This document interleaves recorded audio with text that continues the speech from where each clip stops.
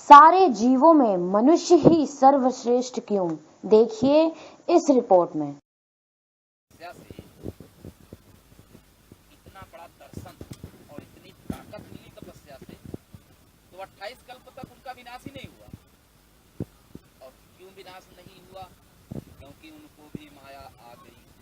क्या कि वो जब काग के रूप में थे तो सगुण ब्रह्म का दर्शन अयोध्या में किया हुआ।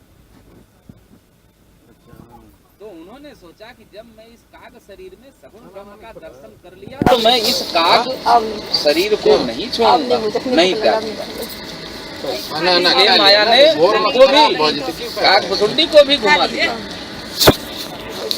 तो मनुष्य किस लिए आया पृथ्वी पर और क्यों सर्वश्रेष्ठ है? वो एक ही चीज है, मनुष्य की एक ही चीज सर्वश्रेष्ठ है 384 लाख योनियों में, जिसके कारण वो सर्वश्रेष्ठ कहा जाता है। वो ना तो जो आपने बोला वो है या अन्य कोई चीज है, न बुद्धिमान है, न ज्ञान है, न धनी है, कुछ भी नहीं है। वो सिर्फ है भक्ति।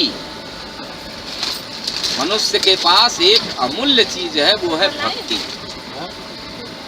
अब वो भक्ति भी कई तरह की होती है। किसी के पास अविरल भक्ति है, किसी के पास पुरोधा भक्ति है, किसी के पास नवधा भक्ति है, किसी के पास दास भक्ति है, किसी के पास सख्य भक्ति है। तो मनुष्य में सर्वश्रेष्ठ एक ही चीज है, जिसके सबसे बड़ा है भक्ति। और जो भक्ति कर लेता है उसके पास माया का कोई बंधन नहीं रह जाता। तो आपने पूछा ना यही चीज, त्रिवेदी जी आपने यही पूछा ना कि मनुष्य क्यों सर्वश्रेष्ठ है और सबको यही करना है जो करके गए हैं? नहीं, मनुष्य को भक्ति करना है।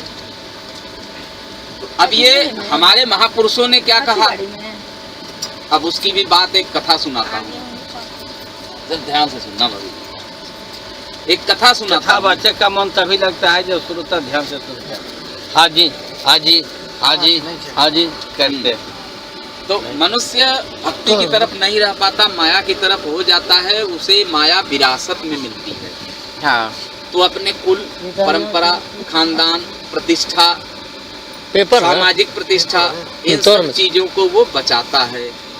तो उसे बचाने की कला कहाँ से मिलती है? विरासत में मिलती है।